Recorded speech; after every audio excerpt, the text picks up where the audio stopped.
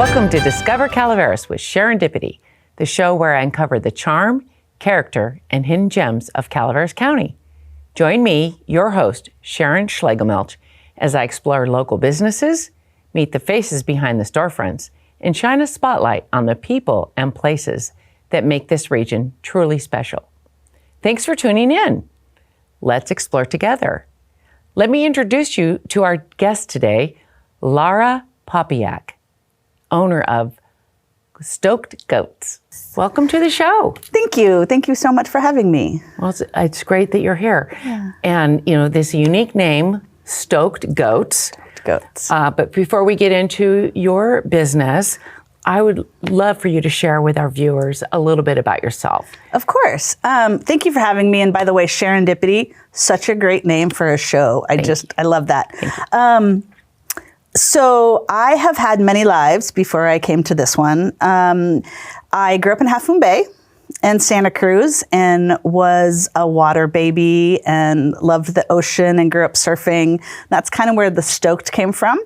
And I actually moved to Mexico for about 20 years, had kids, had careers, all the stuff. And ended up in Calaveras County with a new business. And we love it up here. We love the quiet. We love the people. We love the views and the animals. It's a really sweet gem here in California. Yes, it is quite the gem to be able to live here in Calaveras. It is a wonderful place. And we're very glad that you're here with your business, Stoked Goats. Yep. And tell us, I did look at your website, which it is at stokedgoats.com. It is stokedgoats.com. Yep. And you can find us on Instagram and Facebook and all the places. Right. And I see one of the inspirations that started was your grief journey with your son, Liam. Yeah. And I know that you want to honor him anytime you can. Yeah. And so tell us how that came about and how you do honor him with your business. Yeah. So the night before Thanksgiving, 2023, he was home from university, had just gone to see his twin brother at work, and was on his way home on his motorcycle. And a person made a left-hand turn and nobody had time to correct. And that was Thanksgiving 2023. He had, like I said, he had a twin brother, Jack, and he was, all our kids are special, but this kid was such a pain in my neck in the best possible ways. And he really just lived life. He was just the big dreamer and bold ideas and always looking for the next big thing. And he really loved going fast. Obviously, he was a motorcycle rider, snowboarder, all the adventurous stuff. And after he passed, we really needed a way to honor his life since he didn't get to live it. He was 18 when he was in the accident. And for a long time, we had talked about going into some kind of business in our retirement that had us out on the land, that had us working with animals, that had us supporting our community, and being wildfire prepared. And we all know in California, it's not a matter of if, but when a fire is going to affect us. So we kind of took all of those puzzle pieces and we put it together. And I decided that after Liam died, I was not fit for 9-to-5 job anymore with meetings about meetings and emails and all the politics of offices. I really needed to be my own boss and manage my own time. And I needed coworkers who would let me cry. And my goats don't seem to mind if I cry. So one thing kind of led to another. I quit my job. My husband is still kind of working when he gets called in. We bought goats. We bought a house and property here in McCullum Hill. And I had my first contract, 20 acres with a prominent land development company in Sacramento. And we had 275 goats on the ground for about a month. Wow. Yeah, and the land just looks beautiful. So when my husband and I thought about how we wanted to live after Liam died, we really made a conscious decision that we wanted to slow down. We wanted to be outside. We wanted to be with animals. We wanted to live what we call at Earth speed. So not worrying about traffic, not worrying about meetings, not worrying about having to be somewhere every day at 8 o'clock. And it has been a real privilege and blessing to be able to be on this grief journey together with our family. And I think Liam would think that we were absolutely nuts and crazy and what were we thinking? But I also think that he would see, and it sounds weird saying this, but how happy we are. There will always be a piece missing. There will always be a huge part of our heart gone. There will always be heartbreak.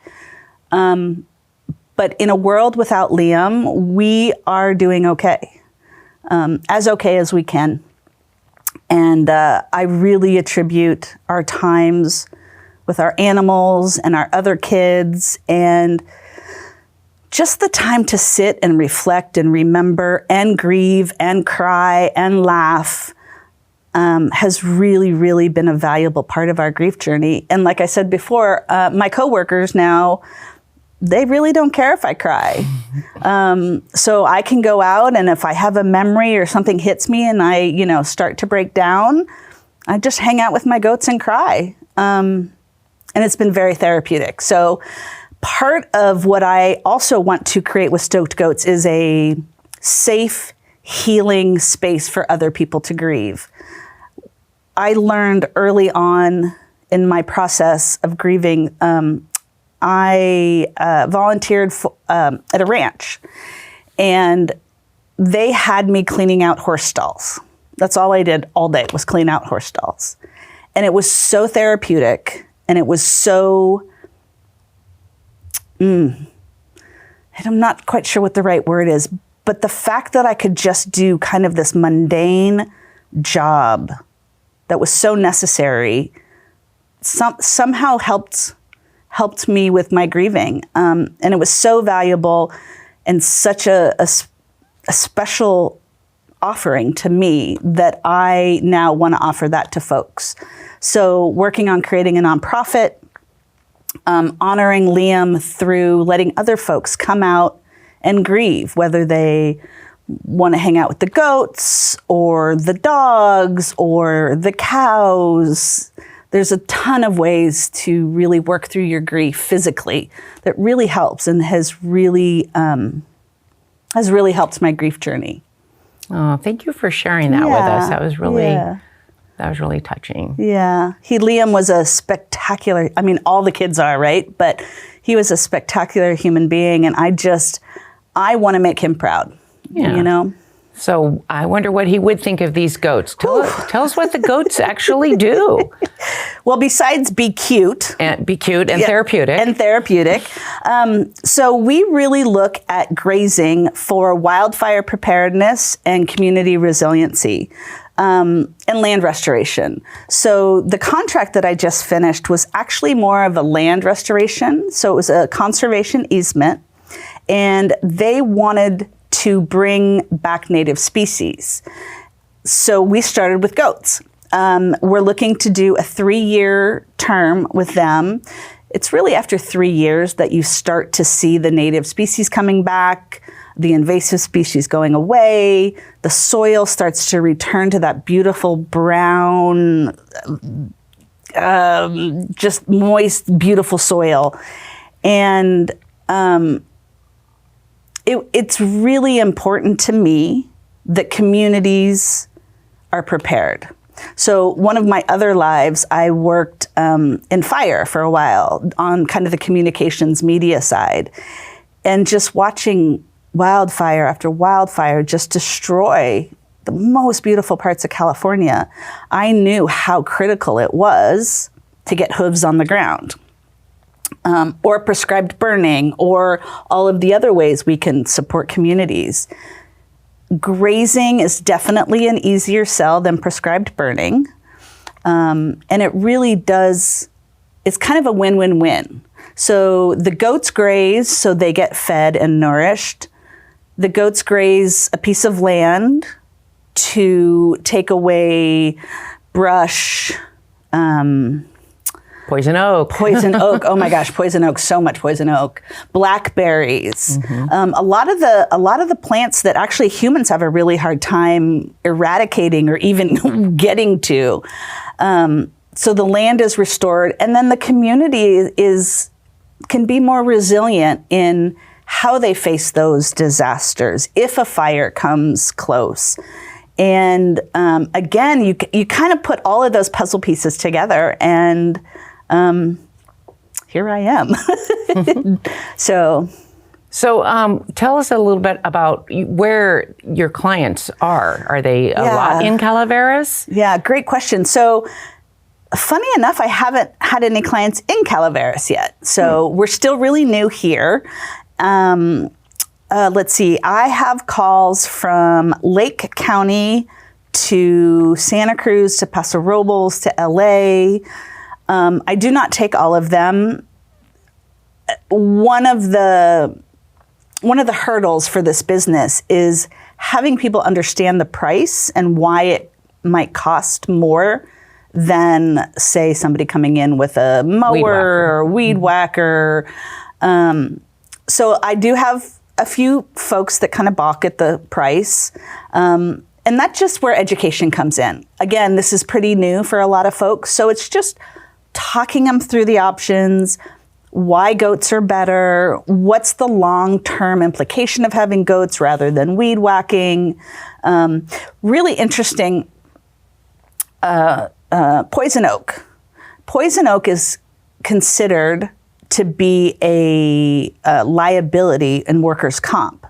So if you have lots of poison oak, you can't even get in there with people because they'll disturb it. The oils will get in the air. It gets in your lungs. It's a really bad scene. Again, it's a perfect situation for goats. So we're really trying to educate communities, agencies, the public, private, on the benefits. And it's not just clearing the land, it's clearing land that humans, that we can't even get to, like I said, with the blackberries or with the poison oak. So lots of different clients in lots of different areas with lots of different needs. That's the other fun part is I'll have one client that wants to do fire abatement, defensible space. And then like my last client, all they wanted was land restoration. So it's fun because no client is the same. And I kind of get to learn along with them too, is, well, if you have this plant on the ground, what does that mean for the goats? Is it going to come back? Is it, all of that kind of agricultural stuff. I will take any job that pays the bills, that covers my expenses. So it is kind of difficult when somebody calls from LA and they have, an acre or two, because that's a lot of resources for me to get my animals down to LA. So I am looking to branch out, to be more involved in Calaveras and Amador and Tuolumne. And I don't think anybody in this area needs many reminders of how vulnerable.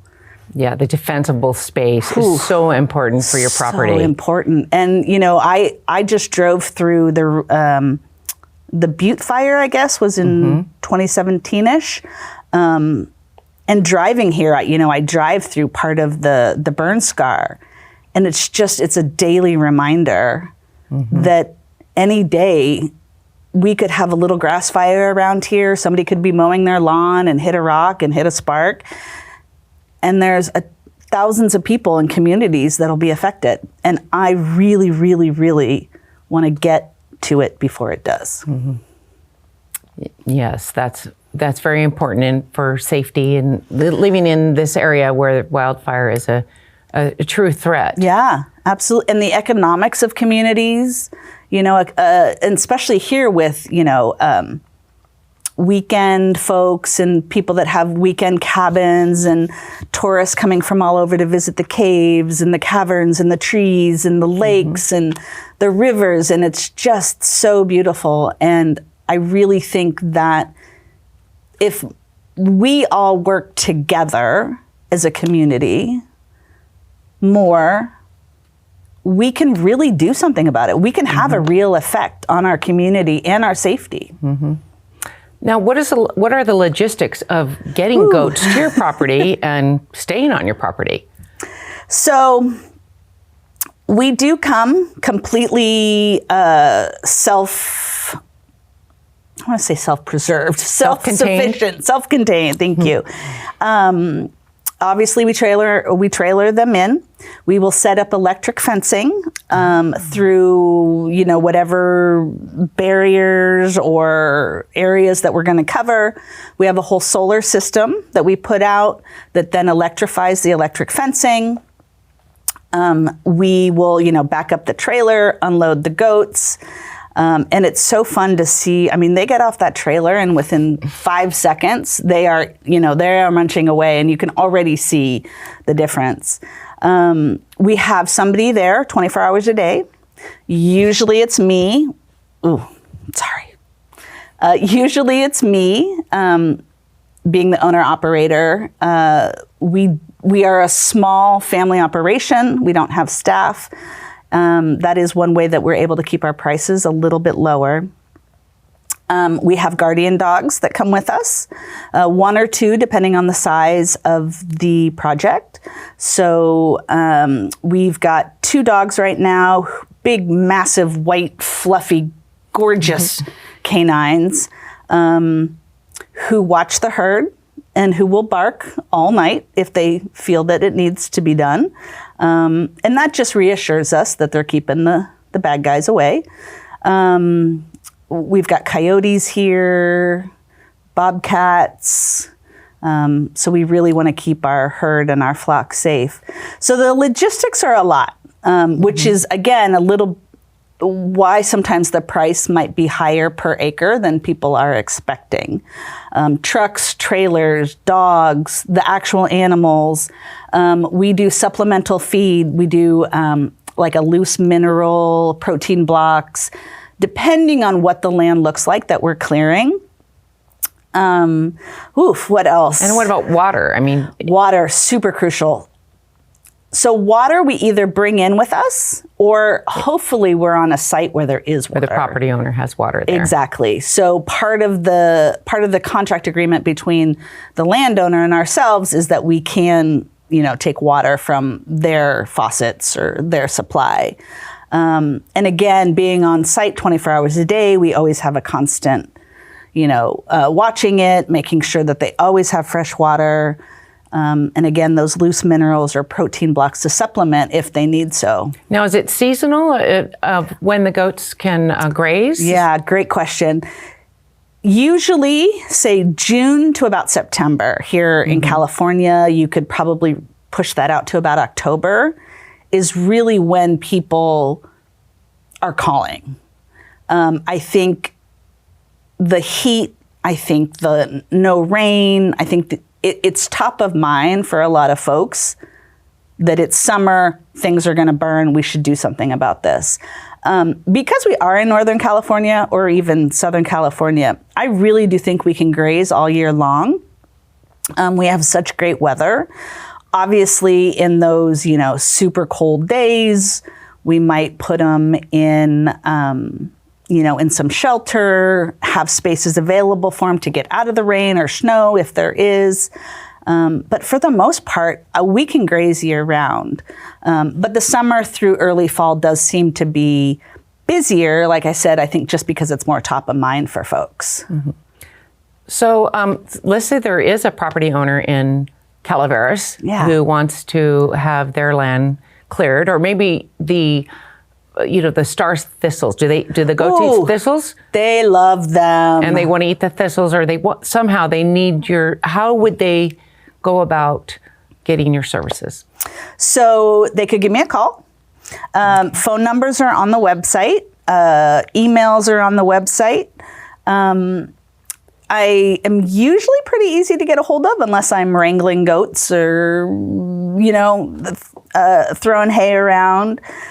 And I go through a series of questions. What does your land look like? What do you want it to look like? What do you have on your property? Again, blackberry, poison oak, thistle. Is there a timing for them? Sometimes I've had people like, we're having a wedding next week. Can you come out? And I'm like, next week? And we, again, kind of a puzzle, and we kind of put all those together depending on what I'm doing, where the goats are, and we'll talk through it. I'll write up a contract, very comprehensive contract. These are livestock animals.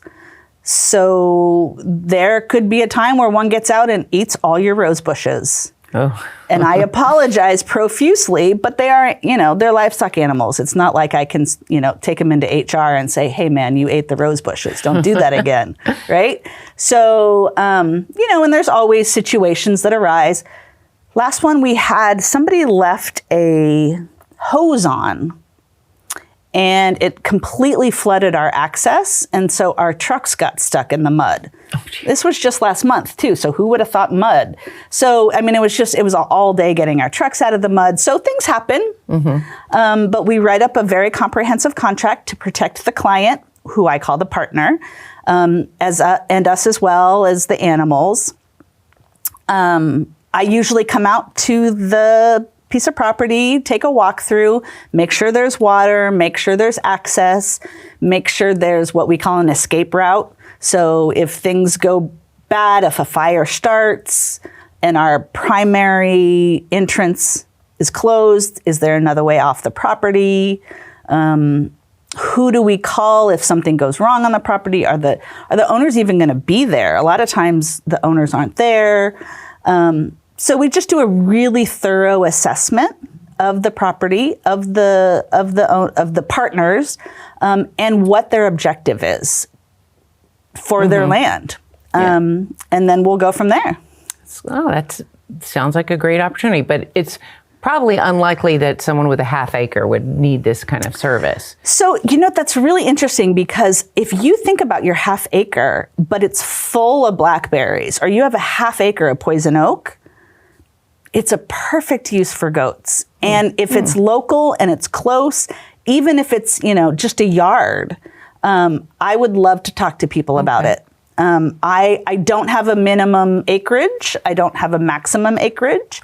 If it is a project out of town, out of Calaveras, we would need to talk about budget. But inside Calaveras, it is protecting the half acres, the quarter acres, the backyards to the 20 acre, 40, 100 acre ranches in our county is critical to all of us having a safe community. So I am not going to say, oh, well, it's just a backyard, or, oh, it's a half acre, it's not important. Because it is important. If you don't clear your land, let me say it this way. If you clear your land, but your neighbor doesn't clear their land, you could be at risk. You're still at risk. So it is as important to me to clear a half an acre, a quarter acre, a backyard, as it is to clear, 100 acres. And I'm happy, and I appreciate those opportunities to help those folks. And then just one more thing is, if someone did want to go through their grief journey with you, how would they do that to have that therapy from your goats? Well, first of all, I hope that nobody has to go through a grief journey like ours. We all expect to lose our parents. We all expect to lose our elders at some point. We never plan or expect to lose our children. And that is another place where community is a critical part to our health, to our mental well-being. So I am working on a nonprofit right now. We are not all legally up and running yet, but we're in the works. And the idea is they would get a hold of me the same way, the website. Through Stoked Goats. Through stokedgoats.com. and or our social channels, and just share with me where you are in your grief journey, what you would like to accomplish on your journey. And the thought is to come out to the ranch, help feed the goats, help clean up. If you just want to sit with the goats, I can give you treats and they can come up and you can feed them and they can love on you and you can love on them. You can love on the dogs who, a lot of folks know that dogs are an absolute therapy, For sure. So I'm really hoping to get the nonprofit up and running soon to then create more opportunities for people to come out, whether it be more animals, whether it be creating educational days or community days where you can come out to the ranch and just take a really deep breath and have some peace and quiet and be among people who really understand the pain. Yeah. There's nothing like being with other parents that have lost children, because it's a pain that you just cannot imagine until it happens to you. So the last two kids were twins, and we always kind of joked about how you don't know what it is to be a twin parent unless you're a twin parent, and it's this little community. And whenever you meet twin parents out in the wild, it's like, twin mom. Oh yeah, I know. And that's really true with losing a child. It's a small community, and when you meet somebody that has experienced that same loss, you have this instant connection and you have this instant camaraderie because you know exactly how it feels. And again, when I think about my journey and volunteering at the farm and the ranch, and I can't say the bad word, but we call it shoveling therapy, SST. And it really did. It brought me back. It brought me back to a place where I could at least function. And I really, really want to create the space and have the resources to do that for other parents. Well, you are such a resource for us, Lara. Thank you. Thank you. Such a wonderful resource here in Calaveras. And we're so glad that you came on the show to share your experience and your business that you operate, Stoked Goats. Stoked Goats. Hope that our viewers will check out your website, stokedgoats.com. Stokedgoats.com. You can find us on Instagram, Facebook, and we're really here to support the community and understand the importance of preparedness and resiliency. Yes, well, thank you. Well, resiliency is in all sorts of forms. In all sorts of ways. Yes. So thank you so much for coming on the show. Thanks for joining me. I hope you've been inspired to explore, support, and celebrate the amazing people and places right in our backyard.